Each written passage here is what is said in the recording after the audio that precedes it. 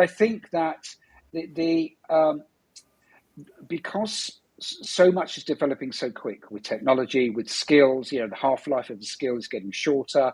And I think because of that, that creates an urgency with Gen Z and is it going to be Gen Alpha, the next ones? Yeah. I'm not sure yet.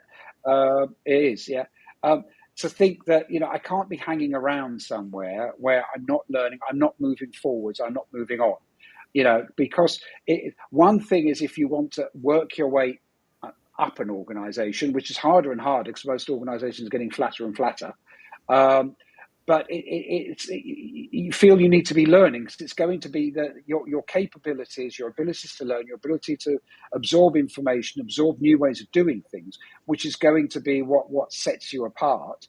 And you can't really stagnate almost in an organization which maybe isn't moving forward and isn't moving you forward and isn't investing in your growth and development. Yeah.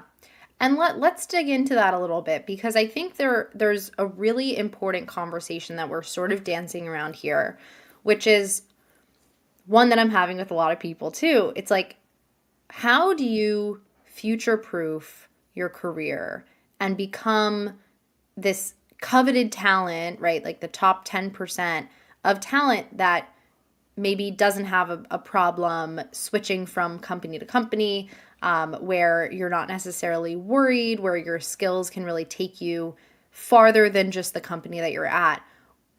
What do you view as those top skills that people can be, investing in today?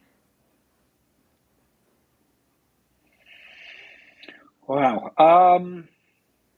Well, I suppose I come from a generation where it was, you became qualified, you did a profession, you did qualified, people was always going to need accountants, always going to need solicitors, always going to need doctors, always going to. So that's the way we were kind of encouraged by the parental generation of my generation to go into something which you would give you the skills for life to have a career doing something like that.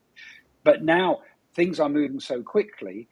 Even if I was to say, well, technology, obviously that's the thing. It's kind of understand data and understand all of these things, but even that changes really rapidly. So it's kind of like it's difficult to know what other than having a skill, a mindset to absorb and learn skills as and when they happen, and to be able to apply them quickly, and to be able to see how to apply them.